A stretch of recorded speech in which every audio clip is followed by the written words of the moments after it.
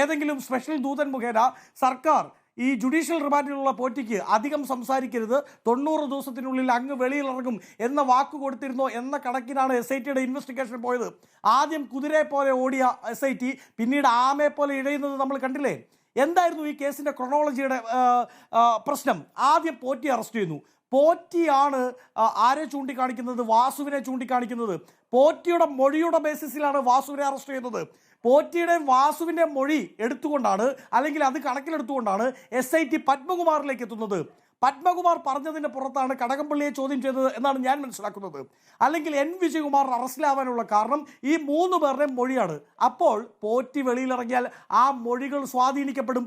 വെളിയിലുള്ള ഉന്നതർ അവർ ഒരുപക്ഷെ പോറ്റിയോട് ഇനി അധികം സംസാരിക്കാതിരിക്കാൻ എന്തെങ്കിലുമൊക്കെ ഓഫറുകൾ കൊടുത്തിട്ടുണ്ടോ, അല്ലെങ്കിൽ മറിച്ച് സംസാരിക്കാൻ ഓഫറുകൾ കൊടുക്കുമോ എന്നത് നമ്മൾ സംശയിക്കണം. കാരണം ഈ കേസിൻ്റെ നാൾവഴികളിലെല്ലാം പോറ്റി അടക്കമുള്ള പ്രതികളുടെ മൊഴിയാണ് അവരെ മുന്നോട്ട് നയിച്ചത്.